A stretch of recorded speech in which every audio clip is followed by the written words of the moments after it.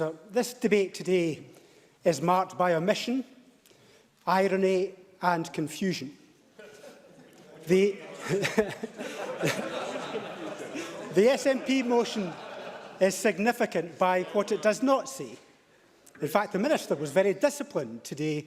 I don't think the words independence were uttered from his lips, and certainly the motion doesn't mention either. Yet that is all they really want, and we know that to be true.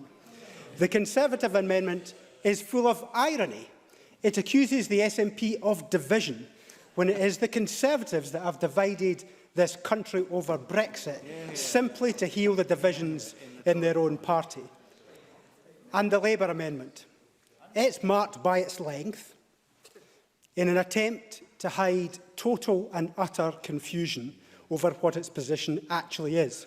The Labour Party has sought to bring clarity on Brexit by opposing the position of the Labour Party on Brexit. That brings great clarity today, and I commend them for that tautology.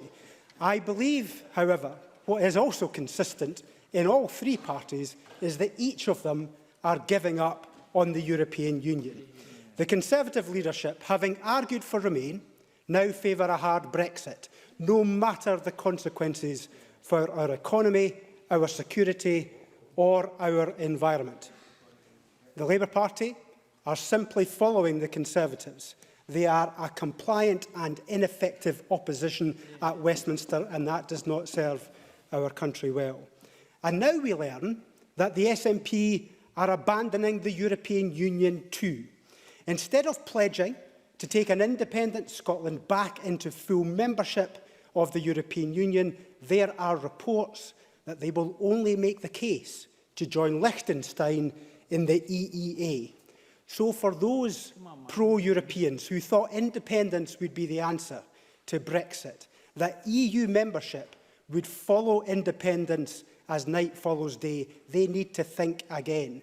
To get the independence-supporting Brexiteers back on board for independence, the SNP are preparing to sell pro-Europeans down the river, using the EU to get an independence referendum, ditching the EU to win independence. I'll give way.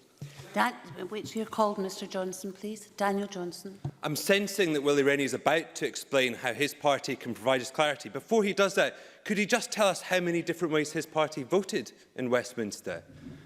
Willie Rennie. We all voted for membership of the European Union. We all voted for a Brexit deal referendum before triggering Article 50. Every single member of Parliament who voted in that debate voted for Article 50 and a Brexit deal referendum. And that is the clarity that Mr Daniel Johnson wanted, and that is the clarity that his party has failed to give in Westminster. I think they haven't served this debate well. Mr Corbyn has not been an effective opposition leader. The Liberal Democrat position, in contrast, is crystal clear. We are in favour of Scotland in the United Kingdom and the United Kingdom in the European Union. That's no to independence, yes to the UK and yes to the European Union. It's a coherent and consistent approach with internationalism and partnership at its heart. It would be wrong for the only people to have the final say on the Brexit deal to be a small number of people around the Conservative cabinet table. Surely, for something so monumental, so life-changing, we need the British people to have the final say in a referendum. The British people were denied a white paper.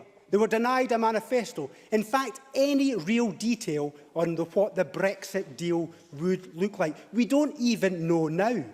To be fair to the SNP and Mr Russell, they produced a several hundred-page white paper, broadly repetitive. But anyway, it was a detailed white paper before the Scottish people rejected it. And they need to remember that it was rejected. We did not have that last June. The Conservative government never supplied that. Mr Farage never supplied that. Nobody supplied that Brexit white paper. If we do not have a Brexit deal referendum, we are handing a blank cheque to Theresa May to agree whatever she wants, no matter what the consequences to our economy, security and our environment. Our new referendum would be a choice between accepting that deal or staying in the European Union. If the SNP are as pro-European as they claim, they would back our amendment. If they are only using the Brexit debate to generate grievance for another independence campaign, not just now, I suspect they will oppose it. So this is the chance for the SNP to show that is not the case. Will Mr Russell back our amendment? Michael Russell. Will Mr Rennie give a commitment that such a referendum, were it ever to be held, and if it resulted in the people of Scotland voting against leaving and the people of England endorsing leaving, that would be binding for the people of Scotland? In other words, does he respect the Scottish democratic voice in this, his future referendum? Willie Rennie. I don't know how many ifs and ifs that were in that question, but it was not clear by any means, and it's not got a chance of going any further if his party doesn't back it in here and in Westminster.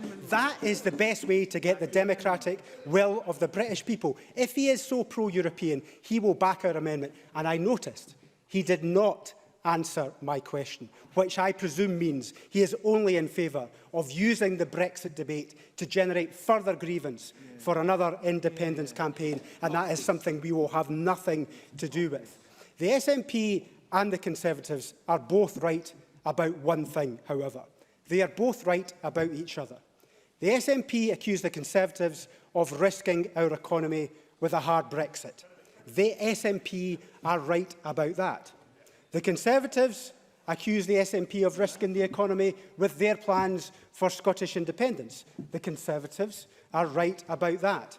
The Conservatives with their hard Brexit and the SNP with independence will cause real damage to our economy, both determined to pursue their ideological goals irrespective of the consequences, both determined to deliver independence or a hard Brexit, no matter how many jobs lost, businesses closed or taxes lost. It is that ideological pursuit that will damage the fortunes and our future.